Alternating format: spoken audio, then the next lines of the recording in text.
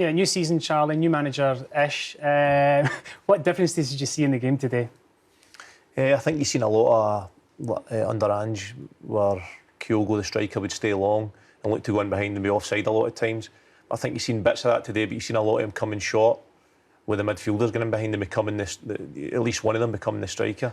Yeah, let's take a look at a couple of examples of that just now. I think with the first goal, you see Kyogo, the way he used to play, stands offside there, and then he becomes alive in the second phase and finishes well. I mean, he was the top scorer last season. Do you think he's going to, repeat that again this year? Yeah, well, you see here the differences is he comes in short, and again comes into that space that O'Reilly sees it and recognises it was either him or Turnbull all day, where they noticed that he was coming into the space and attacking midfield, and it was their chance to go in behind. In this occasion, the centre-back doesn't come with Kyogo, so he's in loads of space, albeit they don't get him the ball. Would you prefer to see him up against the last defender, though, on the shoulder? I suppose it's good that he can do both. Well, you see here, he comes short. This time the defender, Jack Baldwin, decides to come with him.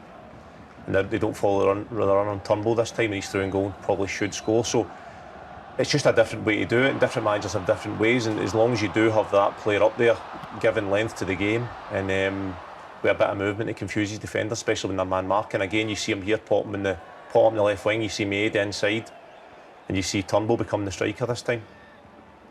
And as it goes down the side, Turnbull gets his cell in the box and managed to get his cell in the end of it from a second phase. But there was a lot of fluent play from the front 5, 6 of Celtic. You've seen the movement of the midfielders. When a midfielder went wide, the winger came inside, and when the striker dropped down, then the midfielder went into striker. So it's good you see it again here. Jack Baldwin takes that one step towards Kyogo, and it's enough to let O'Reilly go through and goal. And he can't move his feet. It's a brilliant assist, though, isn't it, Neil?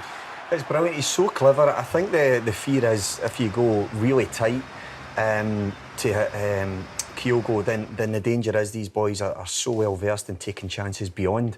The flip side of how good Kyogo is dragging them in, I think the information, Charlie, as a centre back from Malky has to be, look, don't get sucked in there. If he drops deep, then I hold the midfielder, because Laturi and Conor Randall did really well playing in the little holding role to protect. It's up to them to pick him up.